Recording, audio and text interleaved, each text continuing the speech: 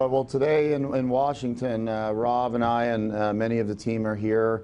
Hyperloop One is now 250 employees strong. We just came from Vegas 24 hours ago and saw the last tube of the first full-scale Hyperloop in the world being built that we're going to have towards our Kitty Hawk moment and show the world that Hyperloop works. We're the only company in the world that's actually building it.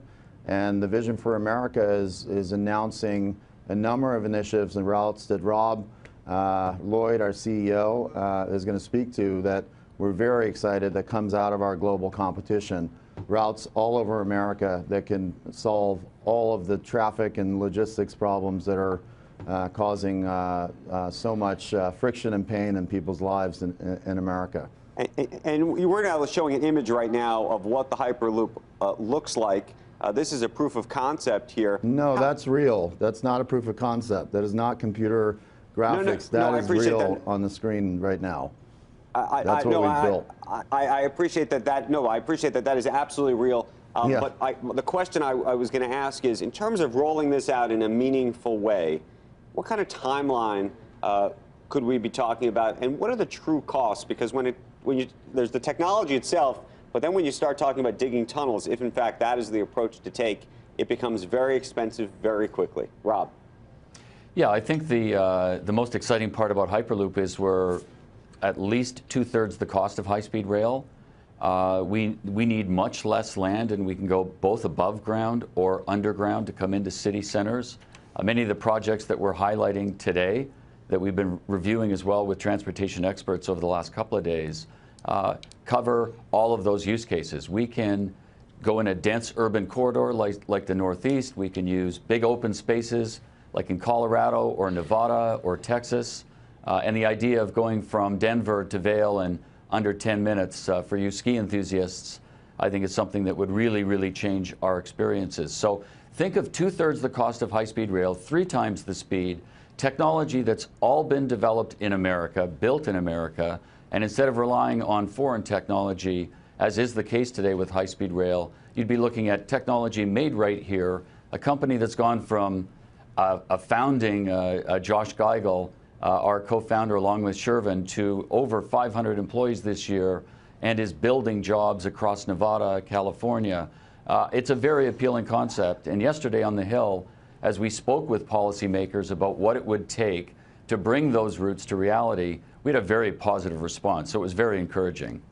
If you were doing that, Rob, from you just piqued my interest, from Denver to Vail, would you be accelerating for 5 minutes and decelerating for 5 minutes? How would you do that? You'd have to, right? Yeah, so that's a great question. The exciting part, the part that gets us so kind of invigorated about Hyperloop is the high speed.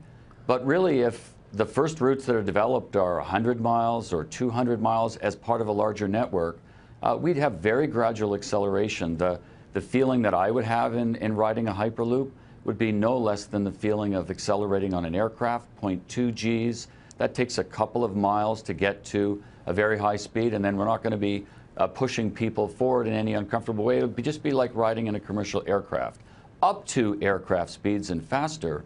But if the route's only 150, 200 miles, you'd really probably never hit 700 miles an hour, but you'd still be able to go there so much more quickly than the alternatives we have today, which is really a transportation system that's fallen behind, and obviously the excitement that everyone feels behind Hyperloop is something new, a new mode, and something that really will change our lives for the better. It would be like, what is that, I-70 or I-80? It'd be part through a mountain and part adjacent to mountains. If I'm thinking Denver to Vail, I'm thinking would that be more problematic than most places?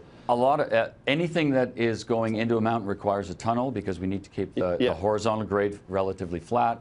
And just think of the complexity of the project is based on geography, length of distance, et cetera. So with 11 great ideas that we're presenting today here in DC from all across the country, 35 states, over 4,000 miles of proposed Hyperloop.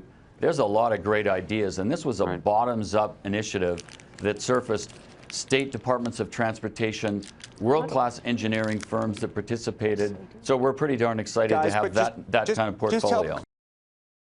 Hey there, thanks for checking out CNBC on YouTube. Be sure to subscribe to stay up to date on all of the day's biggest stories. You can also click on any of the videos around me to watch the latest from CNBC. Thanks for watching.